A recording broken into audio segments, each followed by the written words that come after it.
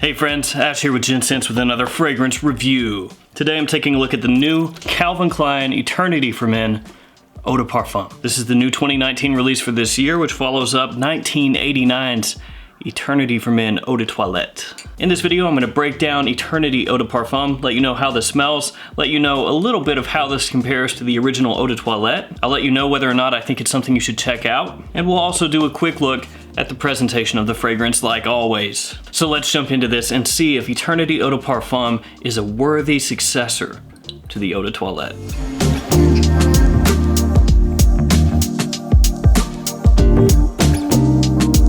First guys, you know what time it is.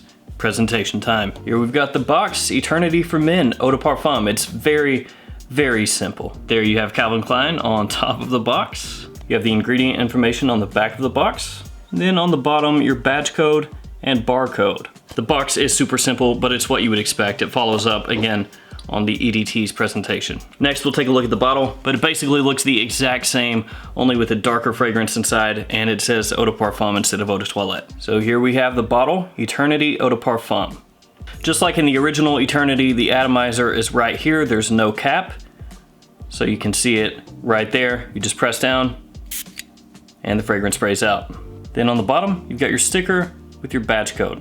It's essentially just the classic presentation of Eternity, exactly what you would expect. Eternity Eau de Parfum actually has some pretty big shoes to fill. Even though Eternity Eau de Toilette doesn't get talked about at all nowadays, especially on YouTube, this was an enormous release, and really still is. It came out in 1989, but this was one of the biggest fragrances of the 90s. I mean, this stuff really was everywhere. And lots of guys still rock Eternity for Men. This isn't one of those fragrances that came out in the 90s and was huge and now absolutely no one wears it. This stuff is still all over the place. You can still find bottles of Eternity being sold at TJ Maxx stores, along with Sephora, Ulta, and any other big store all across America. And it kind of is a big deal that it finally has an Eau de Parfum 30 years after it was first released. Eternity Eau de Parfum opens up a little bit heavy and very green off the top. You get a solid hit of sage and apple in the opening. The sage is more prominent than the apple is. The apple just adds a little bit of sweetness.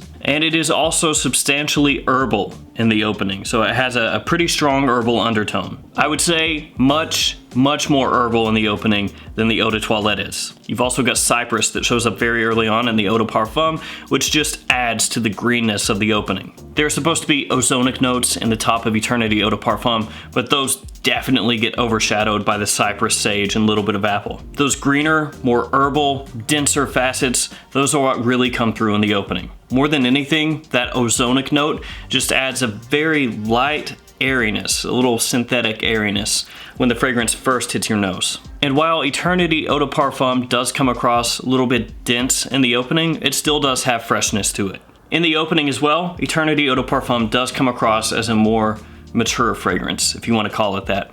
This is not your typical sweetened up modern release. It does harken back a little bit to the 90s when Eternity Eau de Toilette was really big. And while it does remind me of fragrances of that fashion, you know, 90s fougères, aromatic fougères, it isn't exactly the same. There are very notable differences between the Eau de Parfum and the Eau de Toilette specifically, and we'll talk about that in a little bit. As Eternity Eau de Parfum heads into the mid, lavender starts to really shine in the fragrance. The lavender in Eternity Eau de Parfum has a definite soapy vibe to it, like a lavender soap. Now when I say soapy, sometimes people can take that to mean like soapy as in a Prada fragrance, like Prada L'Homme. It's not that type of soap. It's like a soapy undertone to the lavender note. It has a very retro feel to it, the way that it's used here. Personally, I'm a fan of retro fragrances, so I appreciate how the lavender comes across. As well, in the mid, there's a fresh floral feel that you're going to pick up from geranium. The geranium kind of mixes with the lavender, freshens the fragrance up a bit from where it was denser in the opening. It lightens the fragrance up a little bit. And as Eternity Eau de Parfum works through the mid, as it heads into the dry down, the cypress falls back a little bit. It's not quite as prominent, not quite as in your face as it was initially. You also pick up a slight touch of fresh spice in the mid, and one thing that I actually didn't notice the first time I wore the fragrance was ambroxan. And if you look for that note in this fragrance, you will find it. Particularly through the mid heading into the dry down, ambroxan starts to show up in Eternity Eau de Parfum. It doesn't come across like an overload of ambroxan though. It's not as in your face as in most modern releases, most blue fragrances that have been coming out lately. It almost smells like the ambroxan is kind of laying a base underneath the cypress. So it's mixing together with that note a little bit. And while I didn't notice that ambroxan at all the first time I wore the fragrance,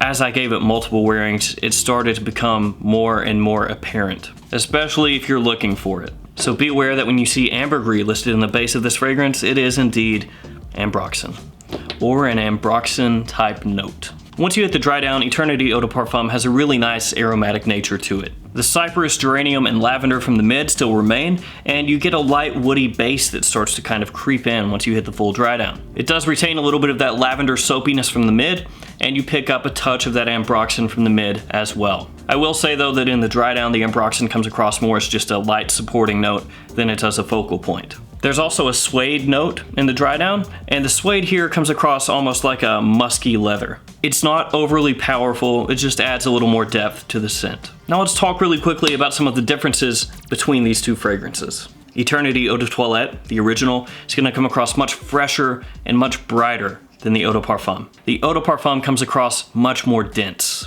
especially in the opening and through the mid, whereas the Eau de Toilette really concentrates on the citruses, the lemon, the bergamot, and especially the lavender. Eternity Eau de Parfum comes across much more green and heavy initially, with the sage being much more pronounced in the opening of the Eau de Parfum, along with that cypress that they've thrown in. The Eau de Parfum comes across much more herbal in the opening as compared to the Eau de Toilette. Eternity EDT comes across more as a spring and summertime fragrance for me, whereas the Eau de Parfum comes across more like a spring and fall fragrance, not really something I'd want to wear in high heat, and also not something that I think really would work all that well in winter. Both of these come across better suited for day wear, though I would say the Eau de Parfum may be a little bit better for night than the original EDT. The Eau de Parfum has the additional suede leather note along with ambroxan that's been added, whereas the EDT has more sandalwood and vetiver in the base. The Eau de Toilette comes across much more brisk because of the juniper, and the Eau de Parfum is lacking that note completely. So with all that being said, do I think the EDP is a solid release? Do I think it's a good follow-up or a good addition to the Eternity line? Does it do Eternity EDT proud? Overall, I think the Eau de Parfum is a solid fragrance, especially when you consider that this is a Calvin Klein, and before long it's going to be discounted heavily online. Actually, as of this video, it just popped up today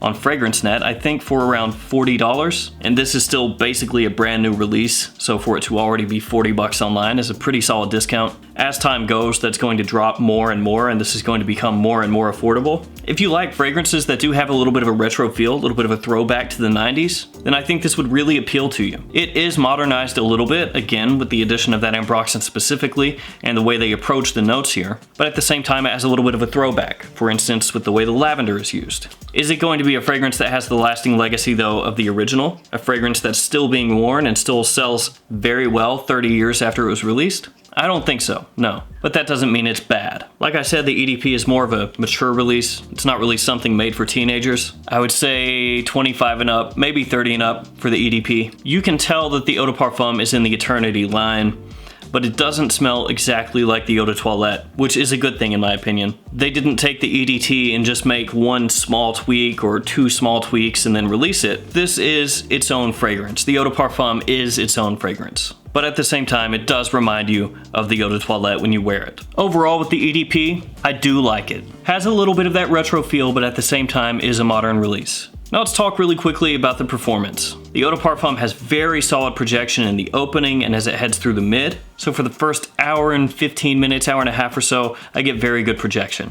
especially in the opening. Longevity wise, 7+ hours. So I would say it's on the upper side of average. It works pretty well off my skin, I've got to say. If you're interested in this one, do try to check it out in store first. It should be pretty much all across America at this point. And then if you like it, pick it up from a discounter. Like I said, it's already $40 or so. And as time goes, that's gonna keep dropping. Eventually, this is probably gonna be a $30 fragrance. I'm glad I got this one. I like what it does. I enjoy fragrances that center around green notes. Overall, I'm gonna have to give this one a thumbs up. And once this drops in price even further, it's gonna be a solid buy. Especially for guys that are, like I said, 25, 30 years and up. All right, guys, if you've smelled this one, let me know what you think about it in the comments below. Thanks for hanging out with me today. Thanks for watching my thoughts on Eternity for Men, Eau de Parfum. Please like, comment, subscribe. I'll see you guys again next time with another fragrance video.